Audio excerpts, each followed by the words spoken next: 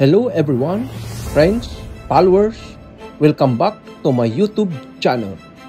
Kung hindi pa kayo nakapag-subscribe, please subscribe my YouTube channel, Papyu Electrical Electronics.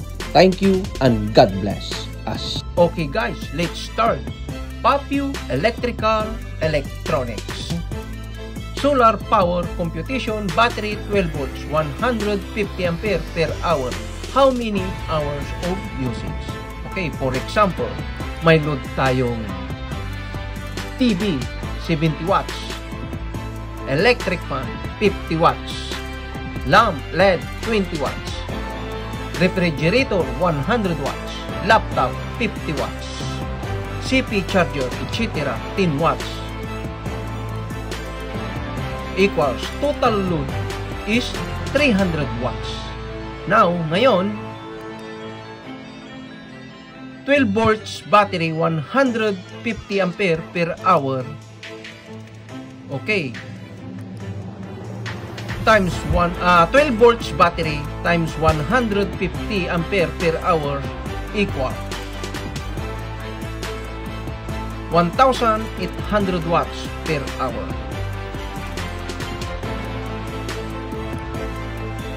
Yan. Now, 1,800 watts per hour i-divide natin sa total load 300 watts. Okay, ang lalabas dyan ay hours of usage ng baterya. Okay, equal 6 hours. Depende kung full charge ang inyong battery. Okay. Now, may solar panel tayong 300 watts. Okay. Then, solar charge controller. Okay. Then, battery 12 volts, 150 ampere per hour. Okay.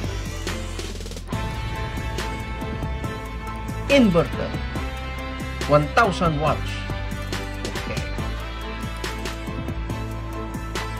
Ngayon, may load tayong 300 watts total load. Yung total load na yan ay hindi naman palaging naka-on palagi ang 100 watts na refrigerator dahil pag na-hits niya na yung lamig niya ay kusang mag-automatic ang compressor. Okay. Now, ilagay natin dito 300 watts load. Okay. Ngayon, ang 300 watts na load, pag gusto nyong madaling makargaan ang inyong baterya, dahil depende yan sa panahon, kung maaraw o hindi. Ang suggest ko sa inyo, magdagdag tayo ng solar panel 300 watts. Okay, lagay natin. Another solar panel 300 watts. Okay. Yan.